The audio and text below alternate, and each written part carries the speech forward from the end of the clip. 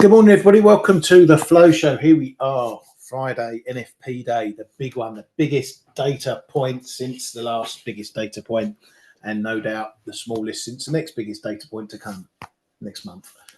Morning, Kay. Locked and loaded. Good morning, Ryan. Good morning, everybody. Is it weekend yet? Nearly.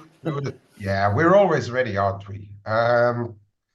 Yes, this is going to be a big one, and especially that we have two interesting speakers also after the numbers, which is going to spice up things a little bit if we would have a report which doesn't give the market too much of a direction.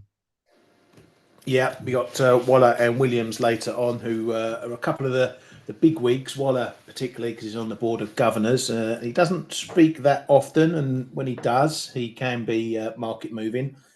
But I think in this current scenario, where we know the Fed are going to be cutting in September, the question is not whether they agree with that, but the market's going to be looking for what side of the fence they're on the 25-50 basis point cut fence. But it's likely that they're not going to really pick a side. They might pick a side. One or both might say that, it's no reason to do a big cut right now. But if they follow Powell, excuse me, they'll keep that optionality on the table, I think, Kay. Yeah, exactly. Also what we had to note is that over the past months, the divergence between hawks and doves has been reduced, right? This seems to be some kind of accord within the FOMC or the Fed globally to say that we have to speak one word because of perhaps they are a little worried that if they would descend too much, the market would go into a bit of an irrational or too volatile picture. So there seems to be some kind of deal or accord between them to say like, okay, we are going to keep things as smooth as possible. Yeah. Yeah, exactly. And keeping or not shutting the door on a 50 pip hike. It's much the same as when they were talking hawkish with rates going up and trying to combat inflation. Just having hints of something like that does half the job for them because it gets the market easing financial conditions. Remember, we talked a lot about tightening financial conditions just on what they would say rather than what they would do on the way up. Well, they're going to do the same on the way down. Keeping a 50 on the table helps ease financial conditions without them actually having to lift a finger. So it's just, again, the way these central banks play the markets and play the economy and whatnot. Doesn't mean they're going to do a 50, but talking about it does, as I say, does the job for them sometimes as well. But anyway, we'll get into that a bit later too. Just to get you in the loop, if you haven't already, just put the link in the Zoom chat there. Our NFP competition is open. Great prizes on offer again this month for 3 winners. First prize will get a free 30-minute coaching session with one of the team. Also 30 days access to the ForexAnalytix platform, a month free access to Live Squawk, and a free annual premium subscription to Peak Suite as well. And then the next 2 winners get pretty much all that, less time on Live Squawk, no coaching session, but still some decent prices there. So don't forget to enter the competition. Only guesses in that tweet will count. Click on the blog post in that tweet as well, just to see all the full rules and the prizes on offer. And we're going to look over the months ahead to get some even bigger prizes and more prizes added to that too. So get involved, boys and girls. You know the link. Put your guesses in. You won't beat me. 333. That's my guess. What have you gone this time, Kay? Not for your usual 111. No, I went for 234. It's a bit of a different number. Yeah, just because there may be some revisions of the revisions and some accounting stuff going on. and to keep it all a bit spicy, you know, if we get a better number, it's going to make things very interesting how the market will react on the back of it, right? Yeah, exactly. We'll get stuck into those expectations as well in a little bit. Right, let's get through some of the headlines and data points just to bring everyone up to speed and give our thoughts on. Over in China, they're fixing down their reference rate. We're into the 709s and stand in the 709, so they're happy to let the yuan strengthen a bit more rather than on the other side where they kept fixing things fairly low when the market was looking fairly high. So they're still happy to let things go. There's not been too much chatter out of China about the exchange rate. Well, virtually none at all, really. Maybe a case that it's brewing. As we said yesterday, myself and the K-Meister keeping our BDI on this one. If it gets down to the 7 handle, that may bring around some few comments from the PBOC or officials. But for now, they're happy to keep letting yuan strengthen. Over in Japan, had a little bit of data out, some household spending data out. And just make sure it's on this calendar. There we go. Coming in at down 1.7% for July and a measly 0.1% year on year for that number. So not such good news for the government. They would hope that all these wage rises would mean that consumers open up their purses and get spending a bit more. But it seems that's not the case at the moment. So that's one area that they may have a little bit of concern about, may fall into the BOJ's thinking regarding rates. Over in Germany, we've had a little bit of mixed news, shall we say. There's been a bit of activity on the trade front. We got imports up 5.4%, exports up 1.7% as well. Means a worse trade balance, but activity has picked up. We've got some industrial production numbers as well, which showed a big hefty negative, which goes against what we've seen from the recent factory orders numbers as well. But it takes a bit of time for orders to turn into production, and there's different sectors involved in production as well, but not good numbers. Anyway, we also got similar numbers from, who was it, France, coming in negative as well on the month, down 0.5% for their industrial production as well. And activity, exports a little bit softer on their trade balance as well. Imports a little bit softer as well. So a bit of a dip in activity there too. Final GDP numbers for Q2, not that it makes much difference anyway, but it came in softer in the Eurozone. Couldn't even meet the flash and prior number, 0.3%. So another ground bumping 0.2% there. Not exactly height numbers coming from those guys. Going back to yesterday's data, and a lot of job stuff out yesterday. It all kicked off with the Challenger layoffs number, which came in quite chunky, just under 76,000. Challenger. That number in itself, it's not that high a number. We've had higher over the recent months, as you can see. Go back a few months, we've had 60s, 90s, 84s, 82s. So it's not a huge number. There's always attrition in jobs. You've got to remember that people get laid off, people get hired every day. But what we look for is when that ratio tips one way or another. But at the moment, that's just a bit of attrition, but we'll keep an eye on it. A comment that Challenger Gray did say was that hiring has fallen to its lowest year to date since they began tracking the numbers in 2005. So yet again, another piece of evidence to say that hiring is slowing, not going backwards, but slowing. And so we've seen that pretty much in all the data points as well. ADP, that came in a little bit of a miss, 99,000, as you can see there. The prior was revised down as well. they did a similar benchmark revision to the NFP that got everyone hot under the collar last week. Their revision was only 9,000 off of that number. So if that hadn't been revised, that number would have been 108,000. But the trend is your friend, and we're just seeing these gains creeping lower. Initial jobless claims, nothing to write home about. Same old, same old. Still seeing, 200, 230s, 240s, that sort of area. 1.8 million for the continued claims.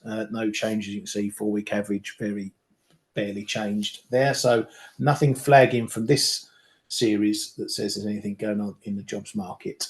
Q2 unit labour costs. This was a final number, much softer than expected. The Fed will be looking at that one closely because it falls into the wages side of things. So that was down, one could say, nicely for them. Productivity was up, higher than prior. So again, good work over there. Soft landing data still coming from that. Then we got into the PMIs. We had Canada S&P Global coming in their final number 47.8 versus 47.3, so a bit of an improvement there. The S&P number came in higher as well, 55.7 versus last month's 55. Sorry, the flash 55.2. And where is it on there? Am I losing it? There we go, in there, and the prior 55. So an improvement there in the services number. ISM, that was the big one. That showed an improvement, 51.5 over expectations and last month.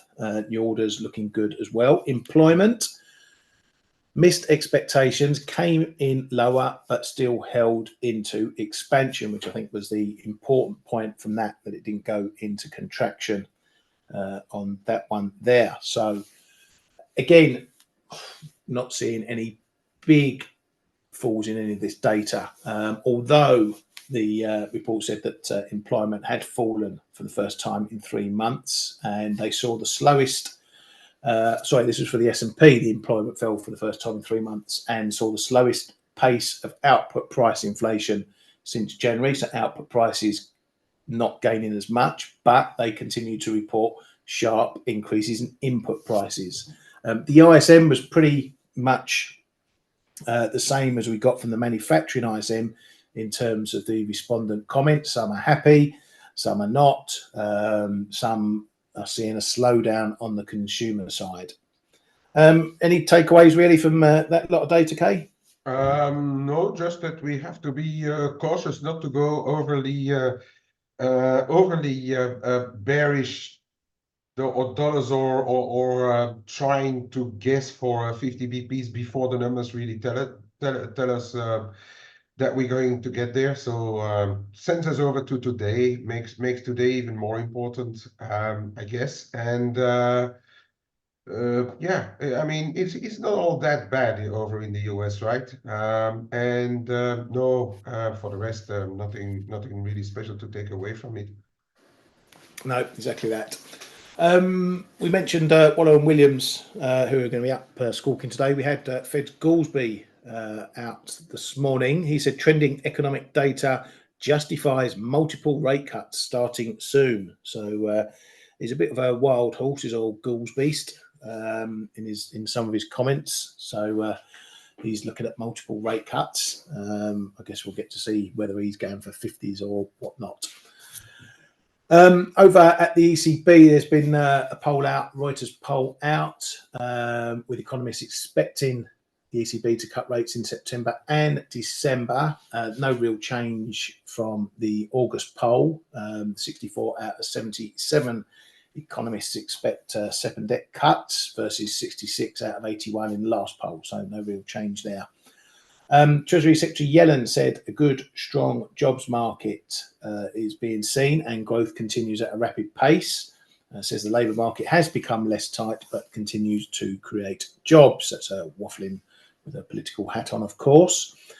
Something to keep an eye on for a few things, for GDP, for inflation. There's a potential port union strike going to be happening in the US, which has the potential to shut down quite a few ports. I put this story in our newsroom yesterday.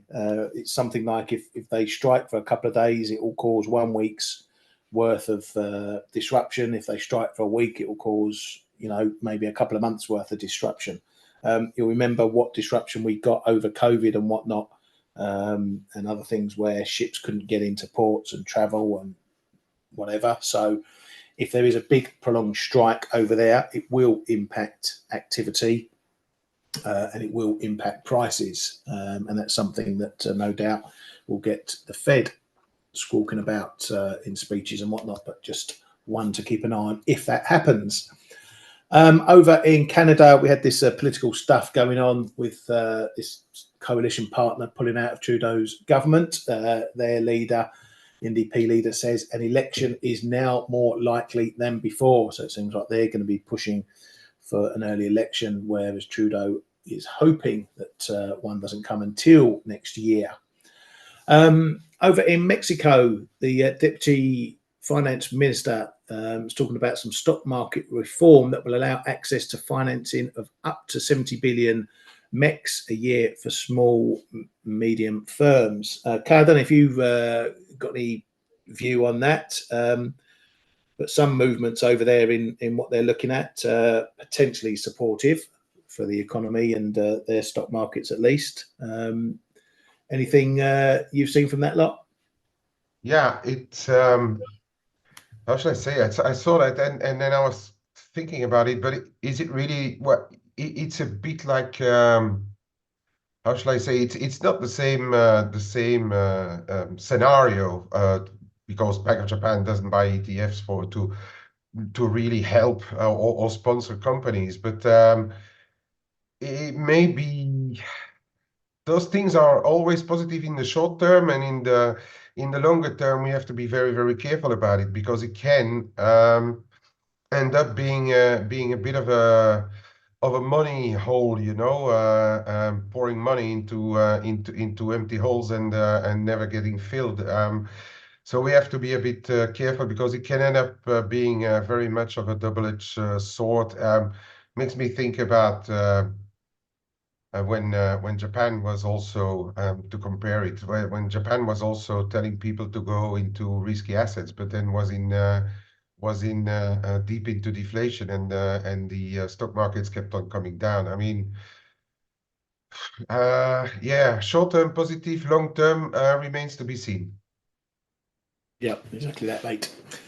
Right, well, let's move on to the big event today, which is obviously going to be the non-farm payrolls numbers. So we've been talking about our thoughts all week, so we won't dwell too long on those, just give you our final thoughts and whatnot.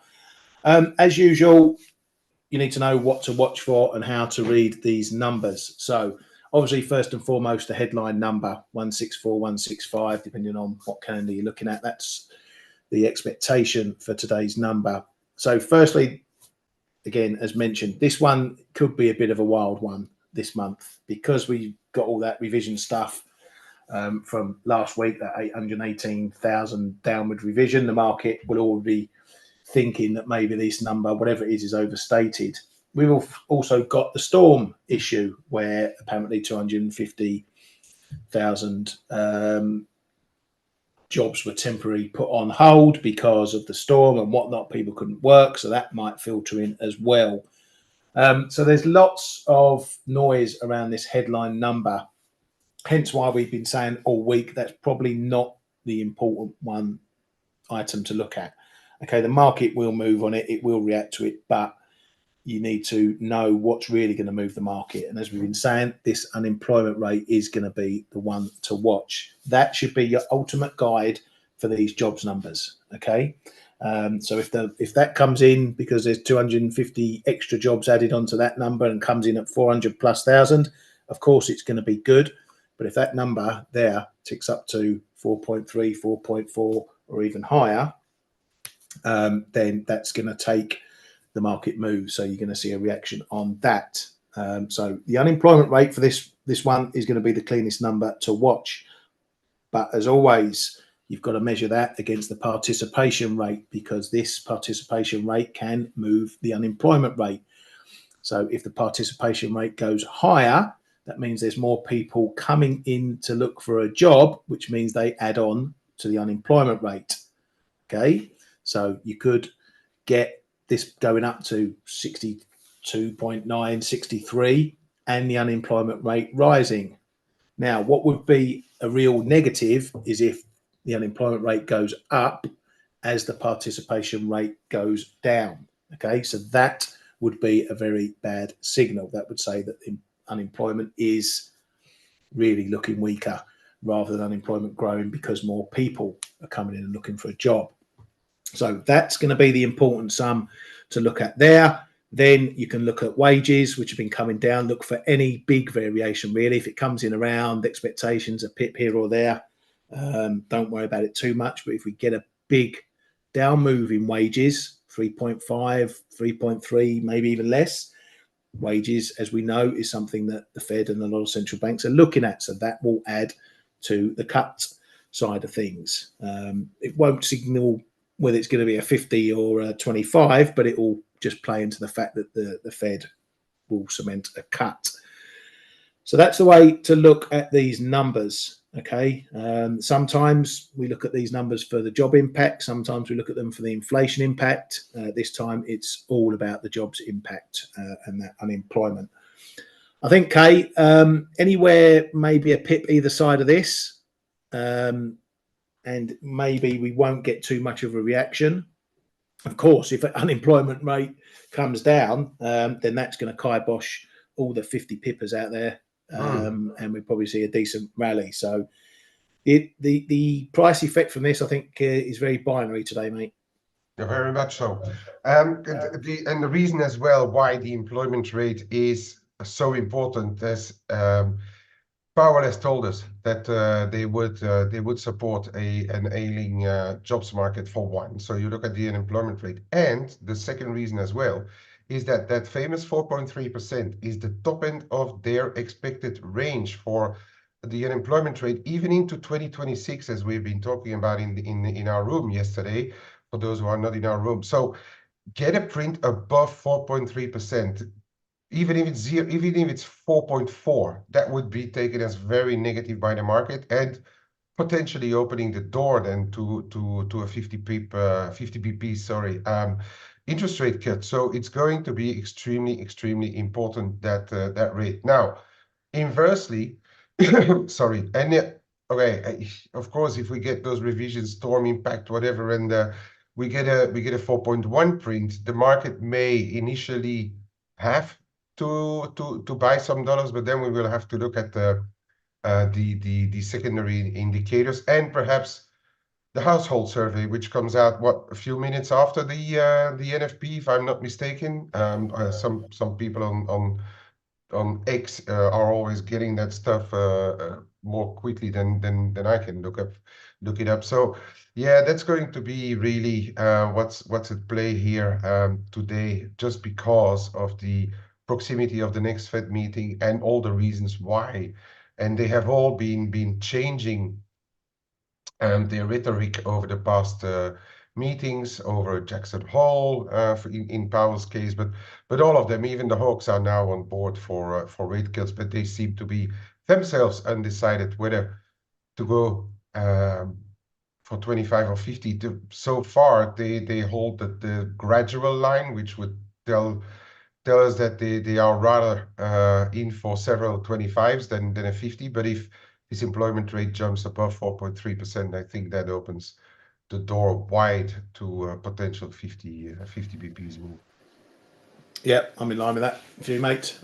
This is going to be important, and also I think we've got CPI next week as well, so that's going to be another bit of icing on the cake for whatever happens. But as they're going to be cutting on inflation coming down anyway, that's probably now that's the lesser of the numbers we need to watch. As Kay mentioned, Powell's made the jobs market the big deal at the moment, so that's what we need to watch in terms of that. We do also have Canadian data as well, jobs data out. So that's going to be a bit of a sideline to the US numbers this week or this month. So really, if you're trading something like dollar CAD, you really got to look at this data as to whether it kicks that pair out of kilter from the dollar side on what's happening with dollar pairs over NFP. So, for example, if it's a really bad number from the US and you're seeing euro dollar cable jumping higher, but we get a poor one from Canada and dollar CAD jumps higher, that's going to be an opposing move because the dollar's getting sold everywhere else and it's getting bought up here on the back of weaker Canadian dollar. So that may be an opportunity to fade that. But I think this one, the Canadian stuff's going to take a real backseat today to the US data. Well, I hope for us there are not too many Canadian people listening because they won't agree with you. The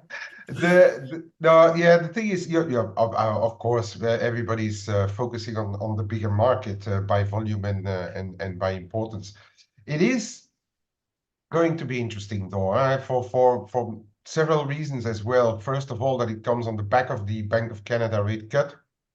If we get an additional weak print in the report, and just for new viewers, you look at the report, you look at the headline number, you look at the employment rate, and then you look at the balance between full and part-time employment, which is usually the one that is that could make a move viable or counter it in some way if the numbers are not too far away from expectations. But as I said, it comes on the back of the Bank of Canada, so I wouldn't dismiss it. Personally, I'm going to stay unless I see something really strange in there, and then in combo with the US report. Dollar CAD, I'm not inclined to trade too much dollar CAD, but I've got like very small positions in CAD crosses. I think CAD crosses could be interesting to trade over the Canadian jobs rather than dollar CAD, who could be so to speak, a big figure away on the release of that combination. If the one is going good and the other one is really bad, there won't be even time to trade it, I reckon. So yeah, I think it's going to be, for me at least, more interesting to trade crosses on the back of the Canadian report than dollar CAD as such. Yeah, very much so, mate. And as you can see there, Williams is speaking 15 minutes after all that data comes out, particularly the US data. So if he does have something big to say, you need to switch your attention to that as well. Waller's not speaking until later on in the afternoon. So that will probably be the last hurrah of the weekend, and then we'll all pack up. Well, we will.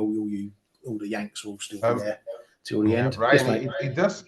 it does seem like globally speaking that Waller, even though Williams is a very important guy at the Fed, but it does seem that Waller has been kind of talking along Powell's line a lot.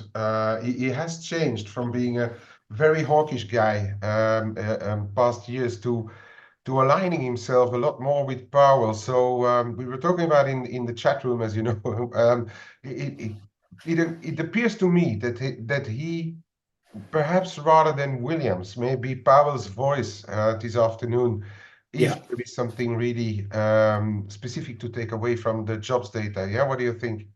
Yeah, no, I agree with that. I agree with that. Yes, it's good. Waller, as I say, he doesn't speak that often. You know, we get some of them like your cash and carries and your Goolsbys who are up every 5 minutes when they feel like it. But Waller doesn't tend to speak.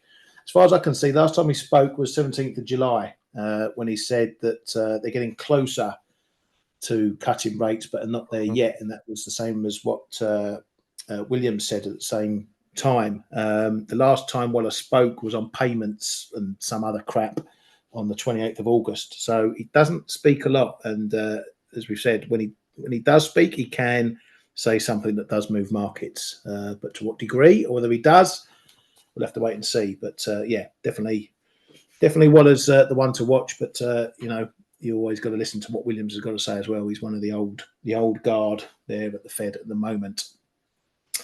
Right, so let's have a look at some prices then. And it's really today we've been pretty much building up to it. I've been a bit reluctant to trade because I don't really have conviction of trusting anything that has been going on.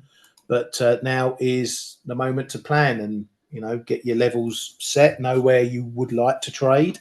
You don't need to pick a side. You don't need to guess whether the NFP is going to be higher, lower, unemployment higher or lower. There's no need to guess it. Just wait for the numbers. The only place you need to guess is our competition, where you can actually win something and it doesn't cost you a penny.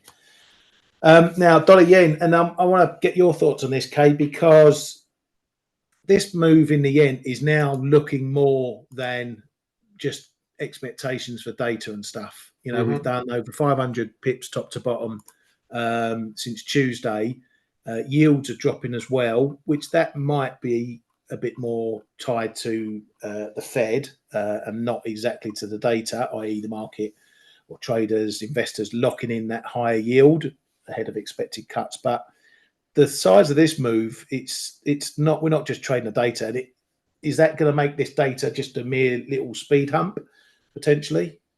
If it's bad, it's going to put a lot of pressure on this dollar yen. The thing is as well, as you say, there's been a 500 pips done since Tuesday, which is I mean roughly 3% or so. There's other factors at play, and okay, first of all, reading some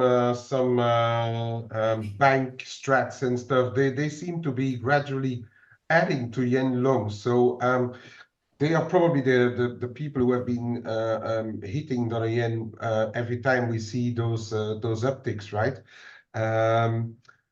That is one thing. So positions are getting increased in yen longs, and then there's two other things going on. And yesterday we had a bit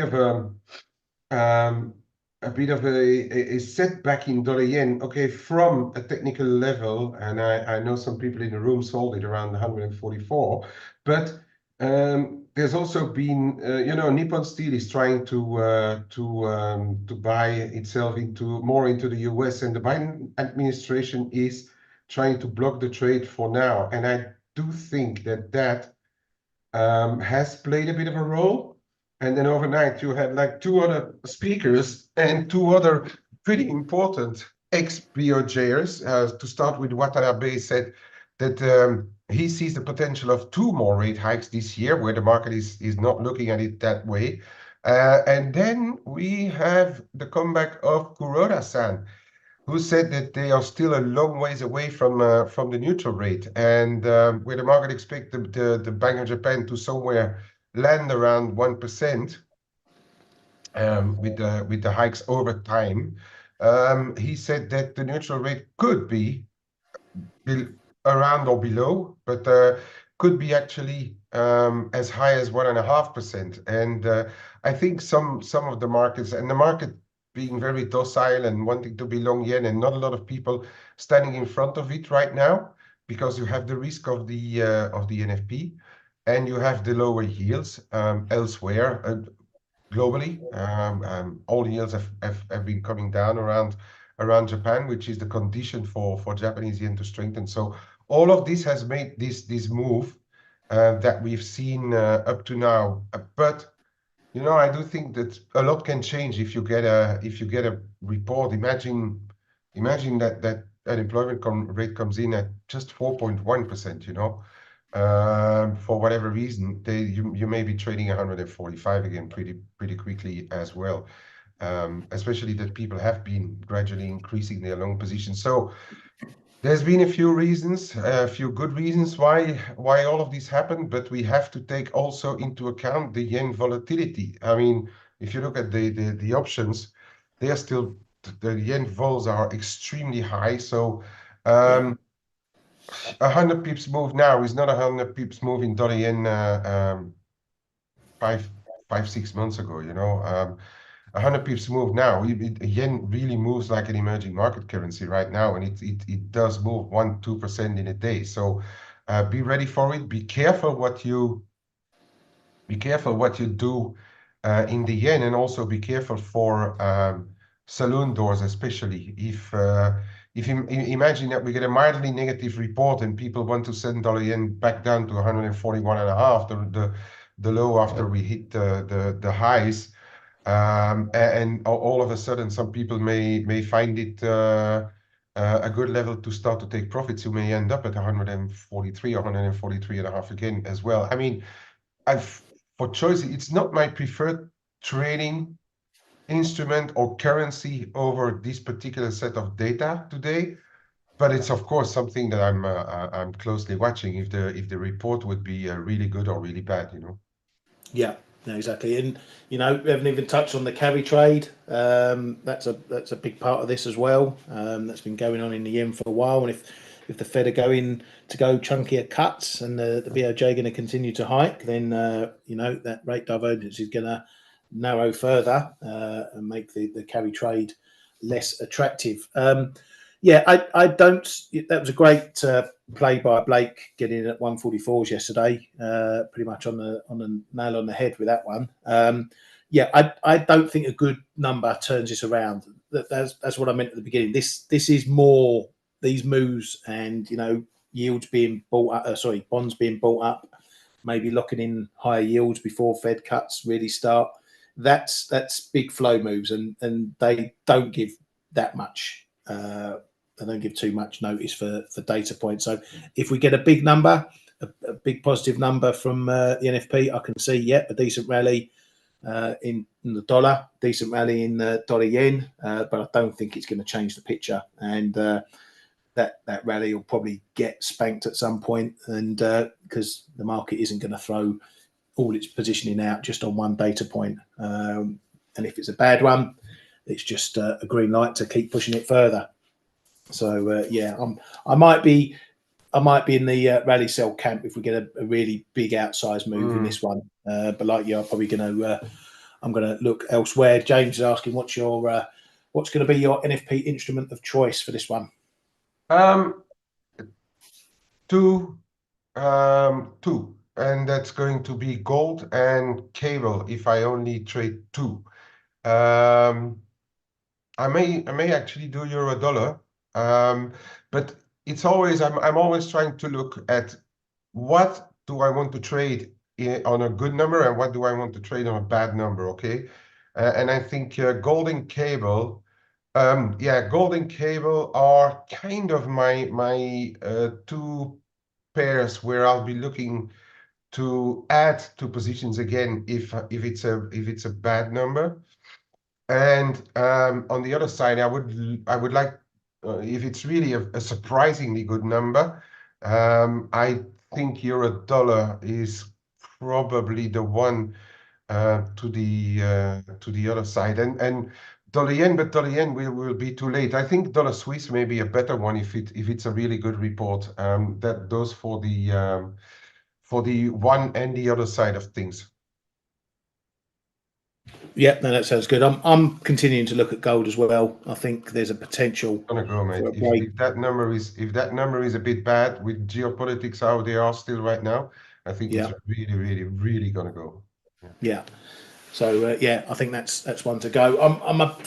If I go a buy stop up there before the data or into the data, I'll probably keep it a bit smaller just in case we get a fake out break and a quick reverse and I get knocked out on my stop.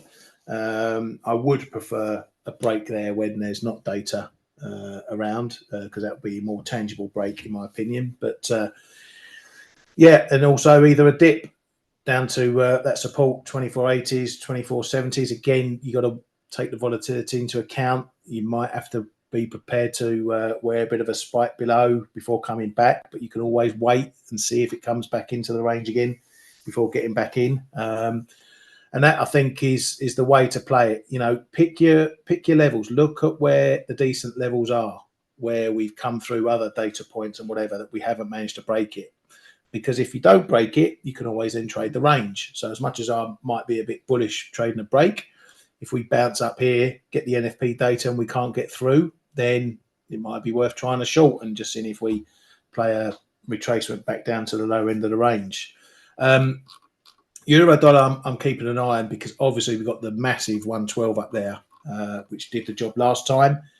We're probably maybe far enough away that it's going to put up a bit of a fight if we get up there again. But obviously, if the data's really stinky, then that's probably going to give the dollar another leg lower, again, there might be a chance of a break. So if I do look at having a little short up here, again, I might look to reverse that if we break that 112 area, get long for another leg higher on that as well.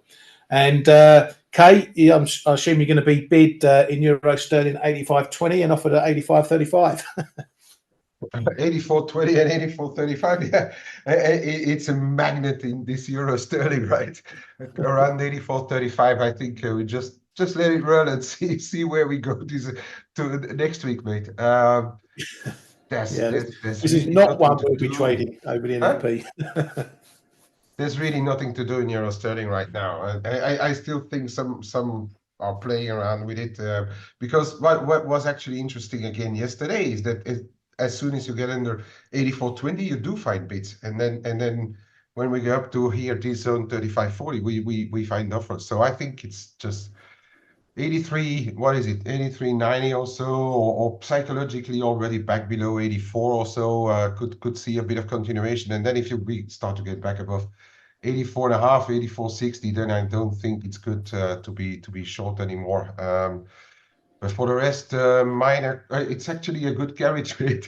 I think it's like 0.1 people, so something of the likes, which is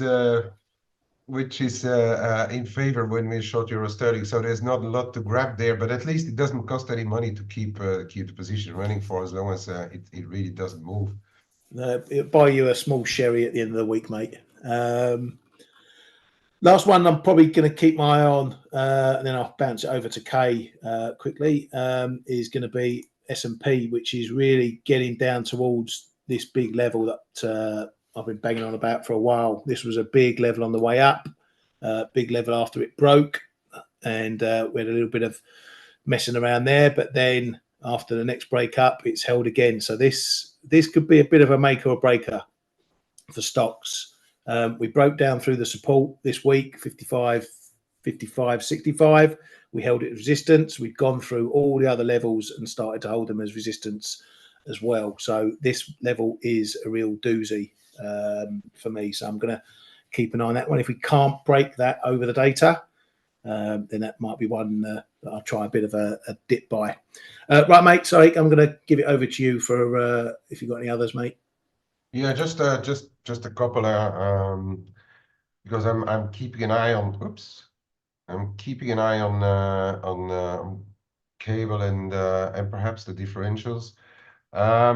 Just for those looking at those differentials, because you know that I always keep a very close eye on those.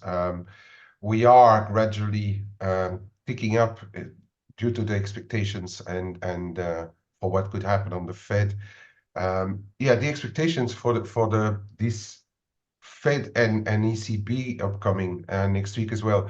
This jobs report is going to drag it around, and you can see we are on a bit of a level here in the 140, 150 BPs negative zone. If we get a real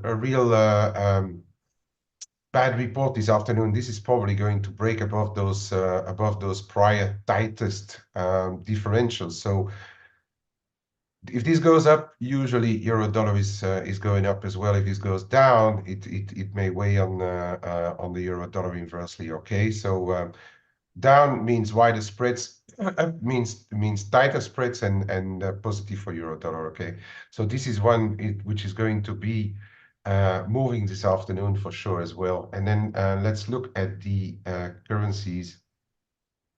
Yeah, I had gold on there as well. And I just wanted to highlight it. It's a little now I'm going to just zoom in first of all, where I think is going to be. So we've got, that is no surprise, at 24.30. But then above there we have a first, because when we are talking about all-time highs, we can't really do anything else than or put like some lines in there, which probably drive us also up to high 25s. But if you start to break above 25.30, you have to look at 25.5, which is a bit of an extension level.